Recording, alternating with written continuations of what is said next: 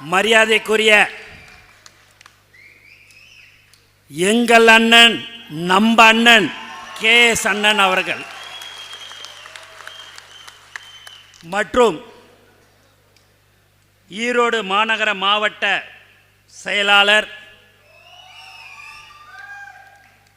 நண்பர் சகோதரர் உழைப்பாளி நம்முடைய பாலாஜ்,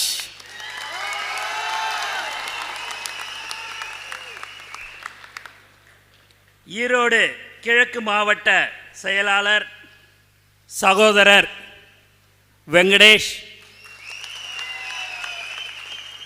ஈரோடு மேற்கு மாவட்ட செயலாளர் சகோதரர் பிரதீப் குமார் மற்றும்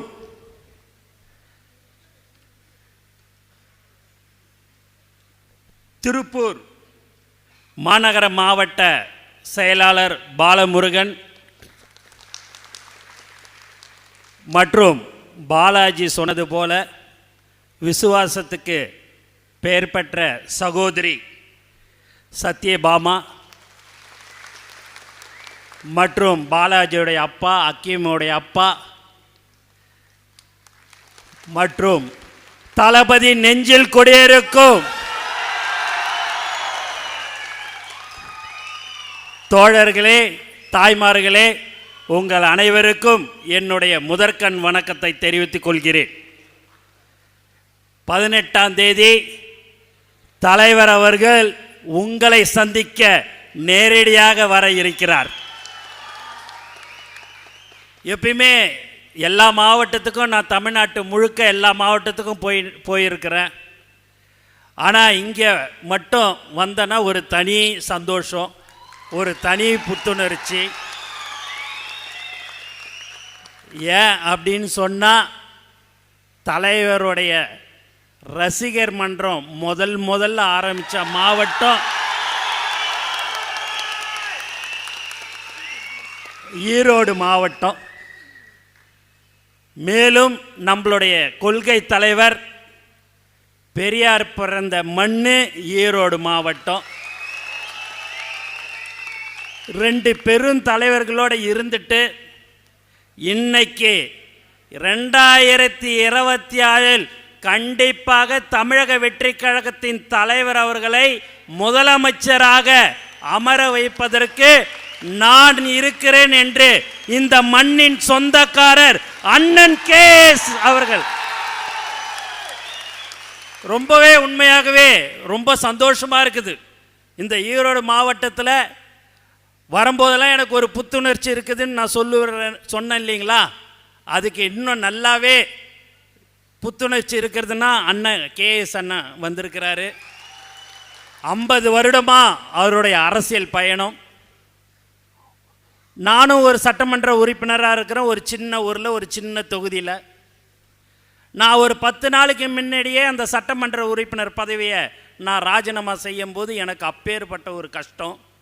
5-6 மாதம் இருக்கும் முன்பே அந்த சட்டமன்ற பதவியை ராஜினாமா செய்துவிட்டு தமிழக வெற்றி கழகத்தின் தலைவருக்கு அவர் வந்தார்.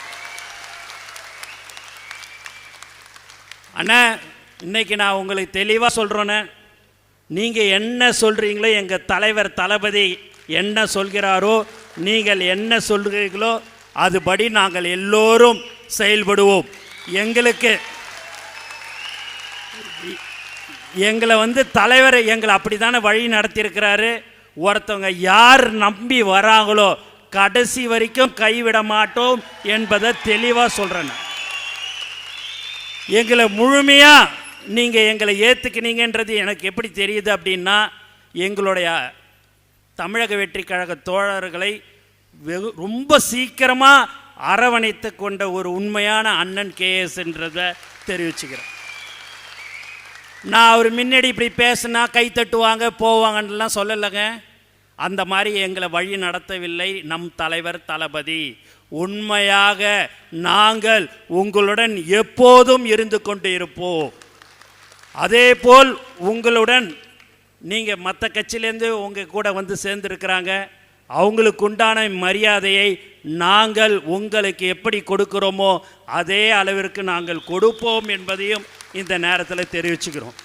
நாங்கள் வேற இல்லை, நீங்கள் வேற இல்லைன்னு இனிமேல்பட்டு நம்ம எல்லோரும் ஒன்று 2026 முதலமைச்சராக அமர்வதற்கு நாங்கள் எந்த தியாகத்தையும் செய்ய தயார்.